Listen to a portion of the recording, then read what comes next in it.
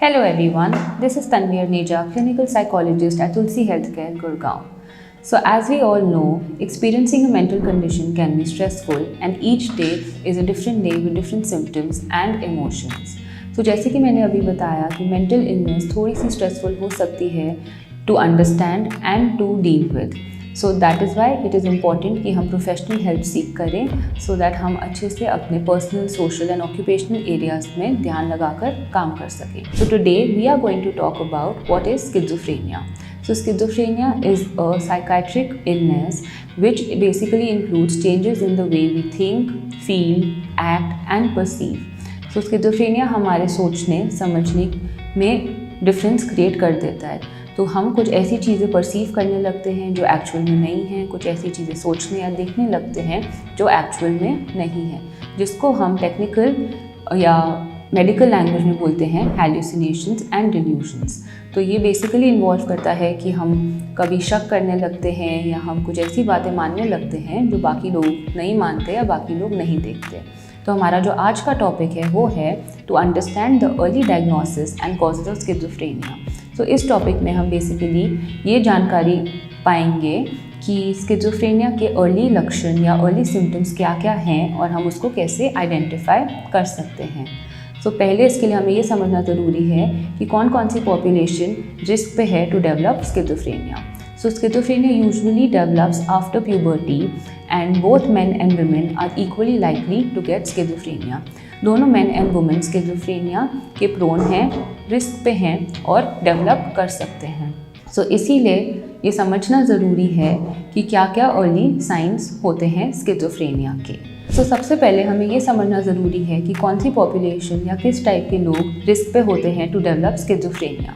So schizophrenia usually affects people from all age groups, but men के case में ये ज़रूरी है हम ये जान लें कि schizophrenia can start developing after teenage years or in early 20s and women के केस में after 20s, late 20s या early 30s के टाइम पे हमें schizophrenia के symptoms दिखने मिल सकते हैं. So to understand who is likely to develop, first genetic predisposition is important कि जो लोग जेनेटिकली प्रीडिस्पोज होते हैं टू डेवलप स्किज़ोफ्रेनिया वो लोग ज़्यादा रिस्क पे होते हैं. इसके साथ ही बर्थ कॉम्प्लिकेशंस या pregnancy complications can also expose the individual to develop schizophrenia.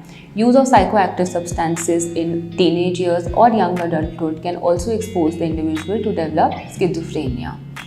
So now it is important to understand कि early diagnosis या early signs क्या होते हैं. So schizophrenia 3 phases में अकर हो सकता है. First is the prodrome phase, second is the acute phase and third is the chronic phase. So prodrome phase basically वो होता है जब actual बीमारी से पहले के जो लक्षण होते हैं वो prodrome phase में आ सकते हैं. So ये लक्षण बेसिकली होते हैं कि हम एक्सपीरियंस करते हैं अपनी normal day to day functioning में हमारा डिक्लाइन हो जाता है, हमारा ध्यान नहीं लगता चीज़ों में, हमारी स्कूल कॉलेज या काम में परफॉर्मेंस कम हो जाती है, हमारा थॉट कंटेंट बदलने लगता है, हम परसेप्चुअली चीज़ों को समझ नहीं पाते या जैसे समझते हैं वो बाकी लोगों से बहुत अलग होता है, रियलिटी से टच में नहीं होता. इसी के साथ हमारा पर्सनल हाइजीन मेंटेन करने में दिक्कत आने लगती है और हम या ज़्यादा सोते हैं या बिल्कुल ही रात को नींद नहीं आती, फॉरगेटफुलनेस हो जाती है. तो ये है अर्ली साइंस या अर्ली सिम्टम्स जो हम रिकॉग्नाइज कर सकते हैं. नाउ लास्ट में हमें ये समझना ज़रूरी है कि कॉजेज़ क्या क्या हो सकते हैं. तो जैसे मैंने पहले भी बोला था, first very important is genetic. So individuals जिनकी फैमिली में लाइक पेरेंट्स, सिबलिंग या कोई भी बहुत क्लोज रिलेटिव होता है जिसको ऑलरेडी स्किज़ोफ्रेनिया है, उसके चांसेस ज़्यादा हैं कि वो स्किज़ोफ्रेनिया डेवलप कर सकता है.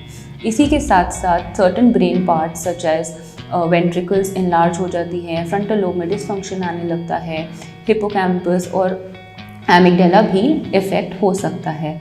Environmental factors such as trauma या स्ट्रेस चाइल्डहुड के दौरान, पेरेंट्स के साथ difficulties, communication, conflicts can also predispose a person to develop schizophrenia. Birth complications, pregnancy complications can also develop schizophrenia in adulthood. Lastly, it is important to understand कि early diagnosis और recovery इसलिए ज़रूरी है ताकि हम जल्दी से जल्दी सिम्टम्स को कंट्रोल कर सकें, बेटर रिकवरी कर सकें, जो हमारे फैमिली मेम्बर स्ट्रेस से गो थ्रू करते हैं और हम जो स्ट्रेस से गो थ्रू करते हैं वो कम हो सके, और हमारी जो personal, social and occupational life है उस पर कम से कम असर आ सके।